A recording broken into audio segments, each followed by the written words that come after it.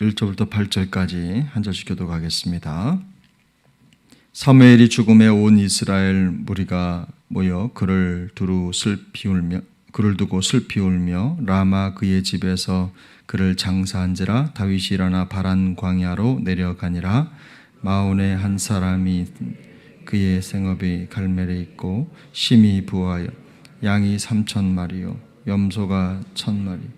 그가 갈멜에서 그의 양털을 깎고 있었으니 그 사람의 이름은 나발이요 그의 아내의 이름은 아비가일이라.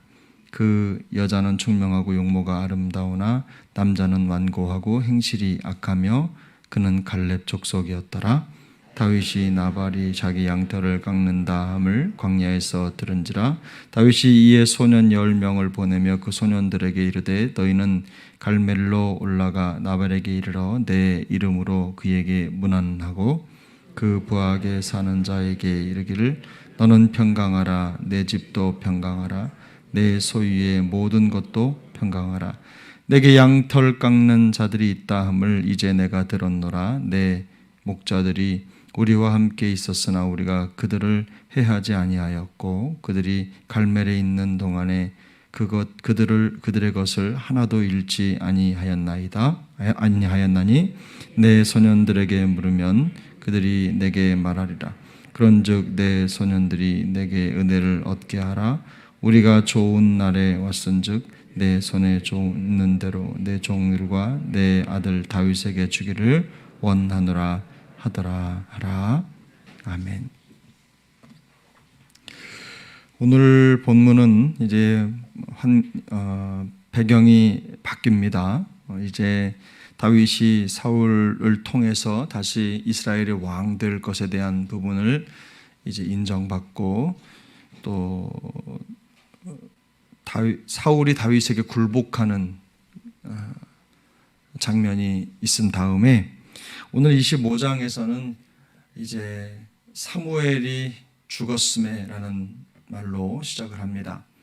이 25장은 덩치가 큰데 그런데 본문의 분량상으로 봤을 때는 차이가 많이 있지만 두 장면으로 크게 구분을 할 수가 있습니다. 하나는 사무엘이 죽었다는 장면과 그리고 이제 다윗이 아비가일이라고 하는 한 여인을 만나는 장면으로 구분이 됩니다.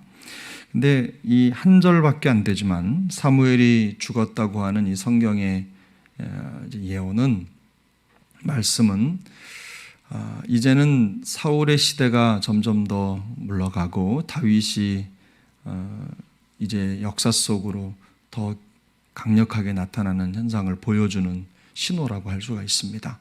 이제 사무엘이 죽었다고 하는 것은 그야말로 이제 사사 시대가 완전히 막을 내리고 이제 본격적으로 왕정 시대가 시작된다라는 것을 우리가 알 수 있는 것이죠. 본문 1절에 보면 다윗이 바란 광야로 내려갔다 이런 표시가 있는데 이 바란 광야는 어디냐면 지금으로 말하면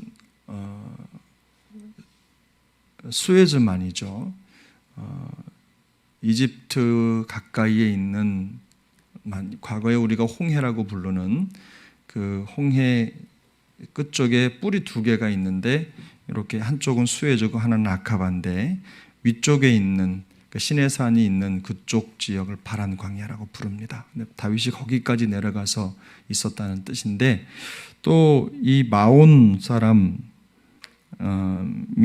갈멜이 있다라고 하는 뜻은 또 갈멜은 어디냐면 이스라엘의 지도상으로 봤을 때는 사해 옆 동네입니다. 헤브론산 여기 보면 갈멜이 갈렙 족속이었다 그랬지 않습니까? 근데 갈렙이 받은 땅이 그쪽 동네인데 산악 지역이었는데 그쪽에서 또 이 나발이 가지고 있었던 양을 키웠던 동네는 또 지중해 쪽으로 붙어 있는 땅이었어요. 그러니까 거리가 여기 바란 광야에서 거기까지 거리가 굉장히 멉니다. 근데 굳이 이 부분을 언급하면서 의도한 저자의 의도는 명확하게 이제 다윗의 시대가 도래하고 있다라는 것을 보여주려고 한 것으로 보입니다. 어쨌든 이 마온에 있는 한 사람 나발에 대한 이야기로 장면이 전환되면서 이제 다윗이 한 여인 아비가일을 만나는 장면으로 연결이 되고 있습니다. 근데 나발이라고 하는 사람을 소개할 때 성경은 심히 큰 부자라고 설명을 합니다. 그리고 3절에 보면 그의 이름은 나발이고 그의 아내의 이름은 아비가일이다. 또 그 아내 아비가일은 총명하고 용모가 아름답지만 그 남자는 완고하고 행실이 악하다라는 말로 정리합니다. 물론 이 과정 속에 나발이라고 하는 사람이 어떤 인물이냐라고 하는 것은 사실 그렇게 중요한 것은 아닙니다만 성경은 굳이 나발이라고 하는 인물됨을 보여주고 그리고 거기에 대조적으로 다윗이라고 하는 한 인물을 등장시켜서 그와 얼마나 대조적인 성품을 가지고 있는 사람인지를 보여주려고 하는 것 같습니다. 그래서 결국에 다윗이 나발에게 도움을 요청합니다. 광야 생활에서 사실 굉장히 살기가 어려운 상황인데 다윗이 나발에게 도움을 요청하는데 아마도 그럴 만한 이유가 있겠죠. 광야에서 이런저런 도적대도 많고 또 힘든 상황이지만 아마도 다윗이 그 지역의 이 나발의 양떼를 지키는 목동들과 그의 재산들을 지키는 데 도움을 주었던 것으로 판단이 됩니다. 그런 과정에 다윗이 그저 없는 상황에 뜬금없이 도움을 요청한 것이 아니라 그만큼 내 부를 지키는데 우리가 너를 도왔다라는 것을 우리가 짐작할 수가 있겠죠. 물론 여전히 사울이 있지만 그러나 다윗은 그 과정에 여전히 그 땅에서 왕으로서의 역할을 하고 있다는 것을 암묵적으로 보여주고 있는 겁니다.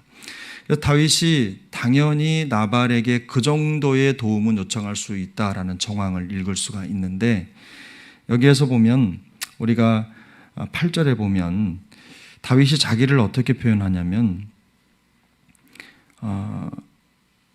소년들은 나발의 종으로 내 손에 있는 대로 내 종들과 그리고 내 아들 다윗에게 주기를 이라고 표현을 합니다. 근데 그 당시에는 매우 존경하는 사람에게 대해서 그분을 높이고 또 자기를 낮추는 차원에서 그 존경하는 사람을 아버지라고 그리고 존경하는 본인을 아들이라고 자녀라고 표현을 했다고 합니다. 그 문화적인 차이인 거죠.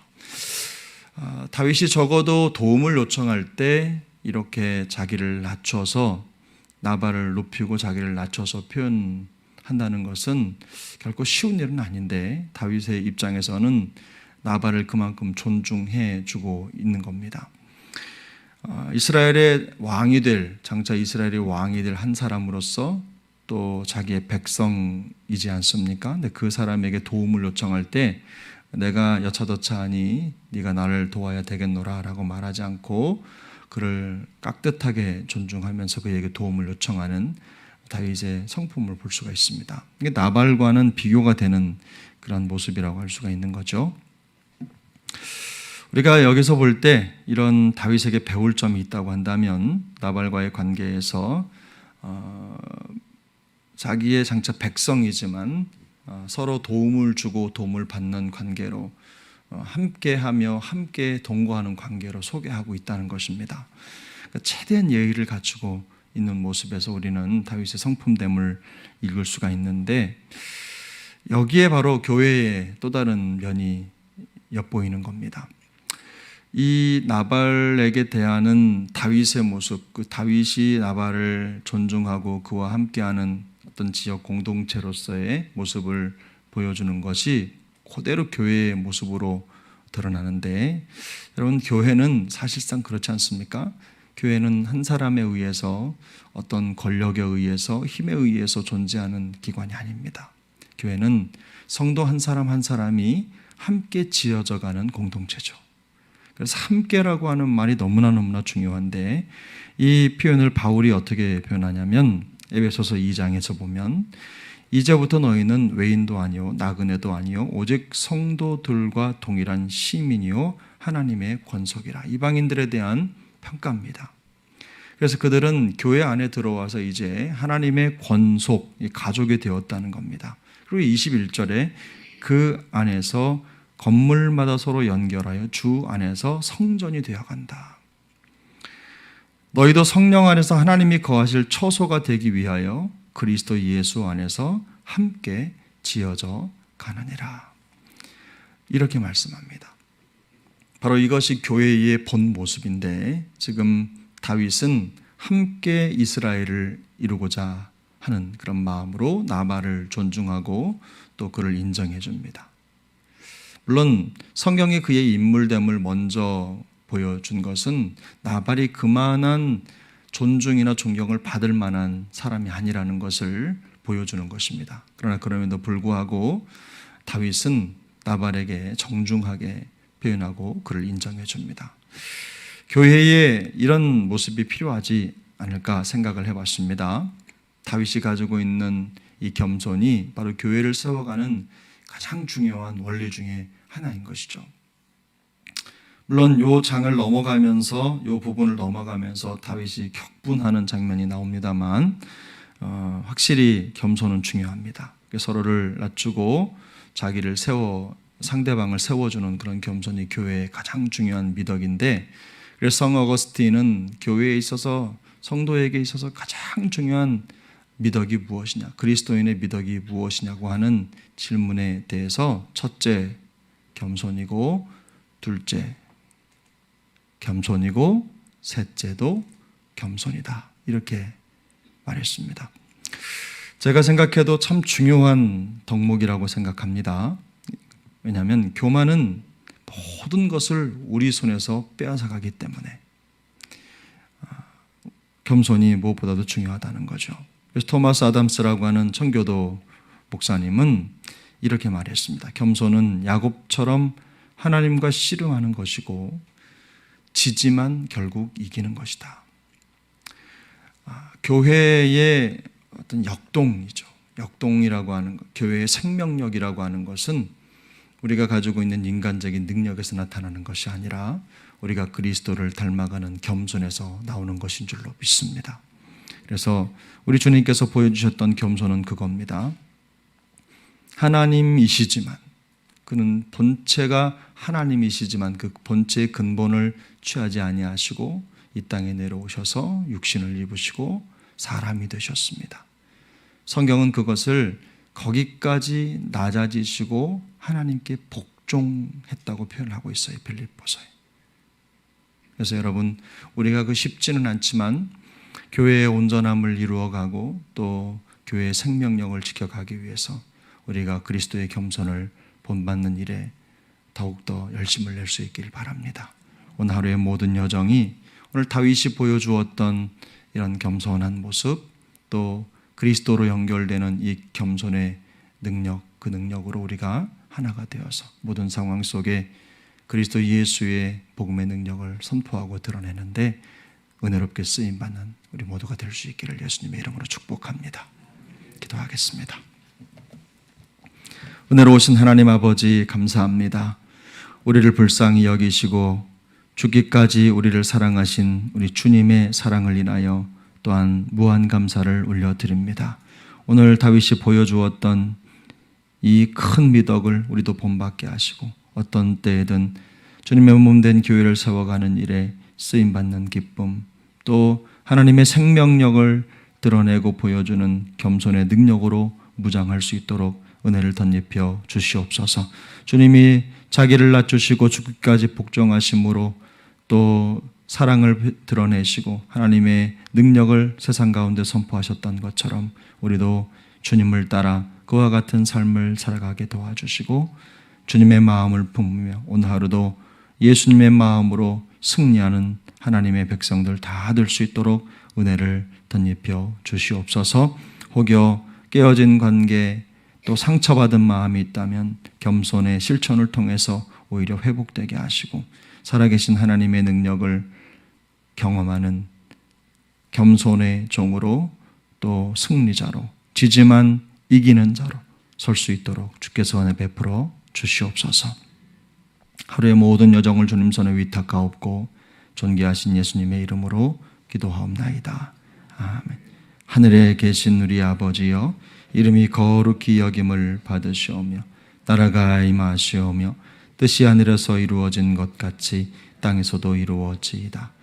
오늘 우리에게 일용할 양식을 주시옵고 우리가 우리에게 죄 지은 자를 사하여 준 것 같이 우리 죄를 사하여 주시옵고 우리를 시험에 들게 하지 마시옵고 다만 악에서 구하시옵소서. 나라와 권세와 영광이 아버지께 영원히 있사옵나이다.